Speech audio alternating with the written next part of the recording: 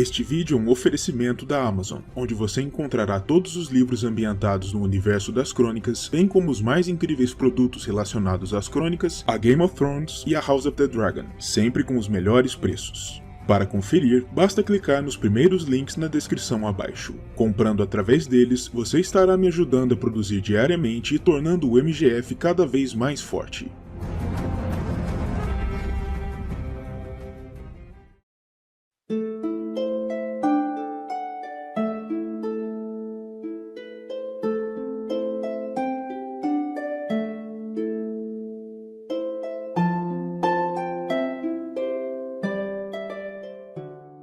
O mundo das Crônicas de Gelo e Fogo é, como já foi dito aqui em diversos vídeos, um retrato romantizado baseado na realidade de nosso próprio mundo real ao longo de diversos pontos de nossa história, e desse modo, diversas instituições icônicas que figuraram através da história humana também estão presentes, de algum modo, dentro do mundo conhecido. Dentre tais instituições, uma que é frequentemente deixada em segundo plano, apesar de sua indubitável importância para a própria manutenção da paz social tal como a conhecemos, é a assim chamada profissão mais antiga do mundo, a prostituição, o ato de se trocar favores de natureza sexual por alguma espécie de pagamento ou compensação, mais frequentemente, mas não limitado a dinheiro e a outros itens valiosos. Por conta disso, o vídeo de hoje será inteiramente dedicado a este tema ousado e algo controverso, para que compreendamos melhor o escopo e a importância da atividade das assim chamadas rameiras dentro do universo de George Martin. No que diz respeito à classificação de rameiras dentro do universo das crônicas, podemos falar a respeito de prostitutas regulares, aquelas às quais a maioria dos homens comuns tem acesso por preços relativamente acessíveis e que podem ser encontradas nos antros mais baixos e vis por todos os 7 reinos e nas terras mais além. As prostitutas de luxo, distintas acompanhantes às quais apenas reis, lordes e grandes magnatas têm acesso, devido aos seus preços elevadíssimos e que atendem nos bordéis mais distintos das grandes cidades do mundo, como Porto Real, Vila Velha e as Cidades Livres. Tais prostitutas de alto padrão são capazes de ganhar altas somas, de modo que podem se dar ao luxo até mesmo de discriminar sua base de clientes, escolhendo aqueles que mais lhes interessam e deixando de lado os que não as agradam, já que não dependem de um grande volume de trabalho para se sustentarem. As seguidoras de acampamento, prostitutas conhecidas por estruturarem seu negócio em torno das diversas campanhas militares que ocorrem nos 7 reinos e nas terras mais além com frequência.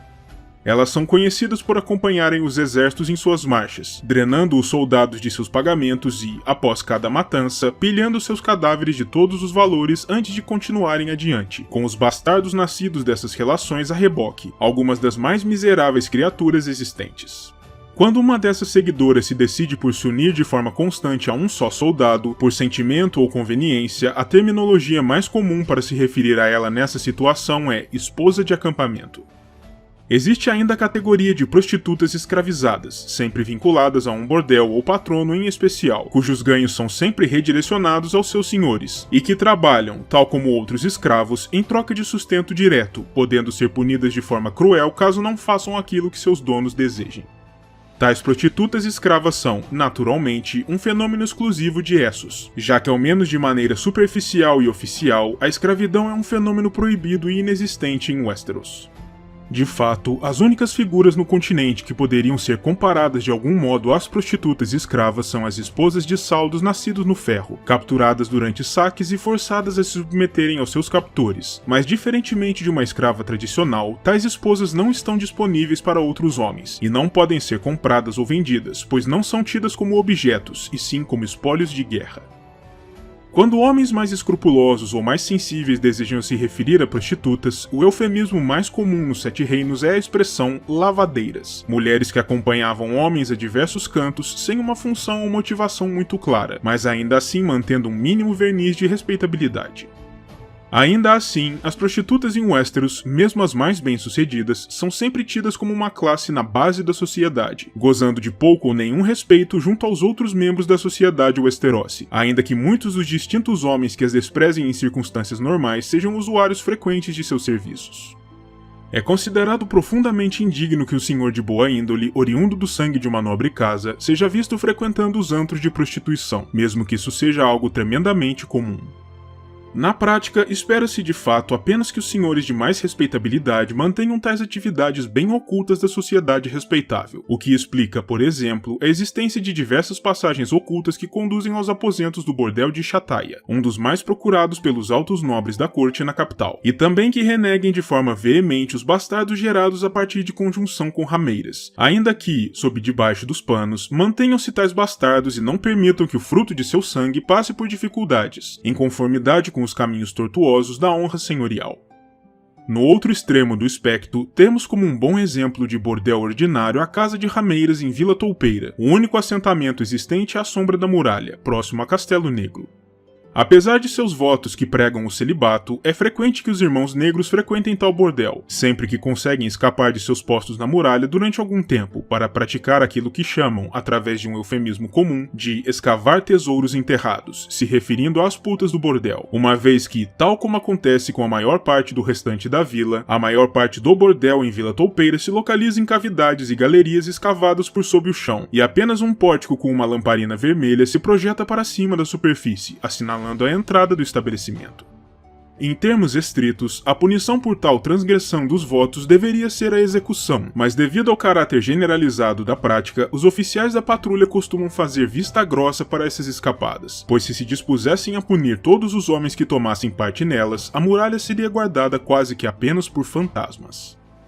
Não se sabe exatamente de que maneira os irmãos pagam pelos serviços das rameiras ali, uma vez que nenhum homem da patrulha é pago por suas funções, mas acredita-se que, muito provavelmente, suas transações se deem através da cessão de mantimentos ou outros itens de utilidade cotidiana, já que os irmãos são normalmente autossuficientes e produzem quase tudo aquilo de que precisam, o que gera presumivelmente algum excedente que pode ser usado como pagamento para as rameiras. Outro bordel de baixa categoria que podemos citar de maneira nominal nas crônicas é a Enguia Preguiçosa, em Porto Branco, notório em todo o norte por oferecer algumas das putas mais velhas e intragáveis em toda a região, por valores bastante acessíveis. No que diz respeito à forma como as prostitutas e a prostituição são encaradas nos Sete Reinos de maneira geral, a postura do povo da maior parte do reino costuma ser bastante consistente, condenando-as à luz do dia, mas se utilizando de seus serviços com grande frequência durante as horas de escuridão. E a única notável exceção a esse padrão é o Principado de Dorne, onde a cultura é temperada pelos sabores roinares e, por isso, a atitude dos dorneses quanto a diversos assuntos é bastante distinta, incluindo a questão da prostituição, vista de forma mais leve nesse local famoso por sua liberalidade sexual.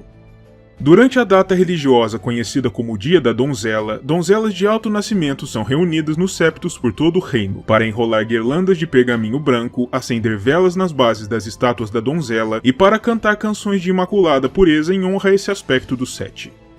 Nesse dia, homens, mulheres com filhos, viúvas e, especialmente, prostitutas são proibidas de adentrarem os septos, para não macularem o ambiente de pureza ali criado, não incorrendo na fúria dos deuses. No que diz respeito às condições de uma prostituta em si, o preço que se paga por cada uma dependerá naturalmente de seu contexto e de suas condições, mas sabe-se que, nos bordéis de mais alto padrão nas maiores cidades, uma mulher ainda virgem por deflorar pode alcançar preços exorbitantes, chegando até mesmo a custar um dragão de ouro pelo direito de se tirar dela sua virgindade. Sabe-se também que, via de regra, prostitutas mais velhas são menos valorizadas, apesar de sua maior experiência, e os preços mais altos costumam ser cobrados pelas rameiras mais jovens. A prostituição é, obviamente, um fenômeno predominantemente feminino, mas existem registros esparsos de certos homens que tomaram parte na prostituição, em especial o personagem Cetim, um bonito e jovem rapaz oriundo de Vila Velha que, após atuar nessa área, foi enviado para a muralha e se tornou um irmão negro. A história registra também que Hother Umber, um dos tios de Grande John, se tornou conhecido como o Terror das Rameiras, após eviscerar uma prostituta com suas próprias mãos durante seu período de estada em Vila Velha, e que tal mulher seria, na realidade, um homem, fato esse que teria enfurecido Hother, levando-o a cometer o ato em si. Do outro lado do Mar Estreito, em Essos, a relação das populações locais com o fenômeno da prostituição parece ser consideravelmente diferente daquela dos Westerosi, e, em geral, pode-se dizer que existe menos condenação da instituição em si e do ato de tomar parte nela. Nas cidades livres, em particular, o fenômeno da prostituição é bastante forte e presente em sua cultura, e Liz, em especial, é famosa em todo o mundo por suas notórias casas de travesseiro e jardins do prazer, bordéis distintos e repletos de algumas das mais belas mulheres do mundo, onde os clientes podem, alegadamente, satisfazer qualquer tipo de apetite sexual imaginável, pelo preço certo. Nessas cidades, as prostitutas são escravas, naturalmente, com a notável exceção de Bravos, onde a escravidão é proibida pela primeira lei da cidade, e especialmente no contexto de Volantes e das cidades menores sob sua esfera, onde se diz que existem 3 escravos para cada homem livre. As prostitutas escravizadas são uma visão bastante comum, indo desde as mais deploráveis criaturas de bordéis imundos à beira de estaleiros e docas de má reputação, até legítimas rainhas de seda, em bordéis grandiosos como palácios, reservados aos frequentadores mais endinheirados. Ainda assim, não se deve imaginar que este estilo de vida é positivo de forma alguma, mesmo para estas últimas. Muitas dessas prostitutas foram escravizadas e começaram seu treinamento no ofício em tenra idade, muitas vezes de maneira brutal, e a maioria não tem nenhuma perspectiva de escapar deste ciclo, exceto talvez pelo suicídio. Por isso, não são incomuns histórias sobre rameiras escravas que são psicologicamente esmagadas pelo peso desse estilo de vida abusivo, mas em contrapartida, histórias sobre mulheres que são capazes de escapar de sua condição de escravidão são quase inauditas. Rumando mais uma vez ao norte, em direção à cidade secreta, é preciso discutir ao menos de passagem uma espécie singular de instituição Braavosi, a das cortesãs, mulheres de grande encanto e distinção que servem aos mais eminentes cidadãos e aos mais distintos viajantes que aportam aqui, embora seu papel social não seja tão óbvio em um primeiro momento. As cortesãs são afamadas através do mundo, e homens abastados vindos de todos os cantos da civilização acorrem a Bravos para procurar cair em suas boas graças. Essas mulheres usam não apenas de sua sexualidade, mas também de sua erudição e de seu refinamento para atraírem clientes e patronos, não apenas oferecendo favores sexuais, mas também encantando-os com seus conhecimentos das artes finas e cortesias, para criar para seus clientes um ambiente altamente requintado, que os leve a quererem sempre retornar para passar tempo ao lado de suas cortesãs preferidas. Tal como acontece com as prostitutas dos bordéis comuns da cidade e com as rameiras baixas das beiras dos cais, as cortesãs em Bravos são livres e donas de seu próprio ofício, recebendo muito bem por sua atuação, ao ponto de poderem viver como mulheres de alta classe, não sendo, portanto, muito distintas das senhoras nobres de Westeros em tudo, exceto em seu ofício e na origem de sua riqueza. E embora se saiba que mulheres de status semelhantes possam também ser encontradas em outras cidades livres, as cortesãs Braavosi são de longe as mais bem conhecidas e bem reputadas do mundo. O ofício das cortesãs é tido em tão alta conta, aliás, que não é incomum que gerações de uma mesma família sejam centradas neste ofício, com mulheres sendo criadas e treinadas por suas mães e avós nesse trabalho, para continuarem tal legado.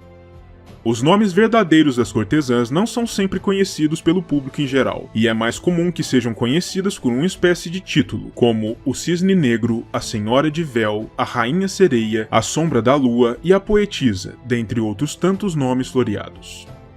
Rumando mais para o leste e para o sul, nos encontramos na Baía dos Escravos, onde a instituição da escravidão é tão antiga quanto o próprio mundo, e naturalmente a prostituição sempre andou de mãos dadas com essa lamentável prática. Por aqui, a cidade amarela de Yunkai é particularmente conhecida por treinar algumas das melhores escravas de cama do mundo, instruindo-as no caminho dos 7 suspiros e nas 16 posições do prazer, para além de torná-las em exímias dançarinas, como um complemento de sua arte. Tais escravas são então vendidas em mercados de escravos pelo mundo inteiro, fazendo sucesso mesmo nas cidades livres e em reinos por toda Essos, embora elas raramente encontrem seu caminho até Westeros, e apenas quando obtêm sua alforria. Existe no contexto da Baía dos Escravos também a figura dos Templos das Graças, onde as Graças Vermelhas, uma das categorias de sacerdotisas que adoram os deuses Giscari, também dispensam favores de natureza sexual, embora não se saiba exatamente de que maneira isso acontece. A única coisa que se sabe é que elas são as únicas dentre as graças que praticam este ato, e que dentro da sociedade Giscari, seu ofício não é visto de forma desonrosa e, muito pelo contrário, é tido como uma das formas através das quais se deve adorar aos deuses, importante para a manutenção da sociedade de modo geral. E mesmo que a prostituição seja, essencialmente, um fenômeno universal, presente em praticamente todas as civilizações do mundo conhecido, não existem informações precisas sobre essa prática em locais como Karth, Yi-Ti, Sarnor, as Montanhas dos Ossos, ou as terras mais além, de forma que não poderemos falar muito sobre elas em particular neste vídeo. Mesmo assim, ainda existe ao menos mais um contexto de prostituição conhecido que devemos discutir antes do final deste vídeo: as Ilhas do Verão.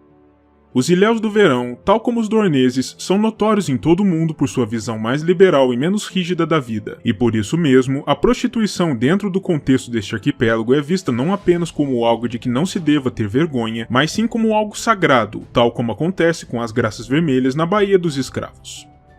Em locais como a Vila das Árvores Altas, a capital das ilhas, os templos são consagrados aos deuses do amor, da beleza e da fertilidade, e seu culto envolve frequentemente o ato sexual, sendo a arte sensual considerada valorizada e sagrada, e com as mulheres e homens que tomam parte em tais atos tidos como algumas das pessoas de mais alto valor dentro de sua sociedade, com as mais dedicadas sendo elevadas à condição de sacerdotes e sacerdotisas. Os Ilhéus do Verão afirmam que, do mesmo modo como os deuses concederam aos homens olhos para que vissem a maravilha de sua criação e narizes para que farejassem as belas fragrâncias existentes no ar, eles lhes deram as partes íntimas para conseguir e dar prazer entre si, e que, portanto, o ato do amor não é nada de que se deva se envergonhar. Alguns vão ainda mais além, afirmando que, se outras culturas afirmam que o ato do amor é algo vergonhoso por uma questão de moral religiosa, então tais pessoas devem adorar demônios ao invés de deuses. Sendo assim, a prostituição em si é vista como uma profissão altamente respeitável, e até mesmo aqueles de alto nascimento tomam parte nela, com prazer e com honra. Prostitutas conhecidas dentro das Crônicas de Gelo e Fogo incluem Chattaya, a proprietária de um dos bordéis mais distintos e bem frequentados de Porto Real, e sua filha Alayaya. Sendo natural das Ilhas do Verão, Chattaya ainda mantém em Porto Real a filosofia que trouxe de sua terra natal, considerando-se como uma distinta e respeitável proprietária de um grande estabelecimento, e treinando sua filha, uma alta beldade de ébano nascida nos Sete Reinos, nos caminhos do prazer de seu povo. Ambas são mulheres de grande distinção e são capazes de atrair olhares por onde quer que passam, em especial ao usarem seus vistosos mantos de penas típicos de sua cultura. Shae, uma seguidora de acampamentos encontrada pelo mercenário Bronn para servir como acompanhante de Tyrion Lannister antes da Batalha do Tridente, mas que acabou por se tornar sua companhia constante depois disso, vindo a se tornar também eventualmente em seu segundo amor. É uma mulher dura, inteligente, sagaz, impiedosa e muito ciente daquilo que deseja, sendo capaz de se utilizar de todos os seus encantos para obter o que quer, embora suas atitudes quando junto de Tyrion deem a entender que se trata de uma mulher sensual e doce, com a qual o anão poderia perfeitamente passar o resto de seus dias. No entanto, Shae mostrou suas verdadeiras cores após o aprisionamento de Tyrion pelo suposto assassinato do rei, testemunhando contra ele em seu julgamento e, mais tarde, esquentando a cama de Lord Tywin, onde Tyrion a encontrou e, depois, a estrangulou com o colar de mãos douradas de seu antigo cargo, encerrando sua vida. Syra Targaryen, uma das filhas do velho rei Jaehaerys Targaryen com sua rainha Alysanne. Sempre foram uma jovem inconformada com seu papel dentro da sociedade dos reinos, e por isso viveu se envolvendo em problemas e entreveros. Eventualmente, durante seu deslocamento até Vila Velha, onde deveria ser confinada em uma casa da mãe, Syra escapou da custódia de seus acompanhantes e, mais tarde, partiu de Westeros, encontrando seu caminho até as Cidades Livres. Uma vez lá, ela se estabeleceu em Lys, ingressando em uma das famosas casas de travesseiros da cidade, fingindo ser uma humilde e casta donzela da fé, para o deleite de seus clientes. Nesse contexto, Syra prosperou e se alçou alto, ao ponto de vir a se tornar mais tarde a proprietária de sua própria Casa do Prazer, após abandonar Lys e se estabelecer em Volantis, sem nunca mais se corresponder ou visitar seus pais. Joanna Swan, conhecida em Westeros como o Cisne Negro, outra mulher dos reinos do Poente que veio a se tornar uma cortesã famosa em Lys, depois de ser capturada e escravizada por piratas dos degraus e de ser vendida como uma propriedade. Em seu auge, dizia-se que o Cisne Negro era governante de Lys em tudo, exceto em nome. Serra, uma escrava de cama licena que eventualmente se tornou a segunda esposa de Illyrio Mopatis, um dos magísteres de Pentos. Ela possuía lindos olhos azuis e longos cabelos prateados, e se tornou uma verdadeira obsessão para Illyrio, fazendo com que este despertasse a fúria do primo de sua primeira esposa, ninguém menos do que o príncipe de Pentos à época. O casamento com Serra fechou as portas do palácio do príncipe para Illyrio, mas ele não se importou. Serra faleceu durante a erupção de uma praga na cidade, e Illyrio ficou tão devastado por sua perda que decidiu por manter cópias de pedra de suas mãos em seus aposentos, para além de um medalhão com uma pintura sua junto de si em todos os momentos. Antes de encerrarmos o vídeo sobre o tema, vale ainda uma menção ao fato de que Petyr Baelish, o Mindinho, um dos conselheiros mais influentes na corte real durante o início dos eventos das crônicas, é também um dos maiores proprietários de prostíbulos em Westeros, sendo dono de diversos estabelecimentos na capital, alguns dos quais mais simples, mas a maioria bastante distinta, sendo Baelish um dos grandes nomes da Rua da Sida, o distrito dos bordéis em Porto Real. De acordo com sua tortuosa filosofia pessoal, prostitutas são um investimento mais seguro do que navios, por exemplo, pois em suas palavras, rameiras raramente afundam, e quando são abordadas por capitães piratas, eles pagam em bom ouro, como todos os demais.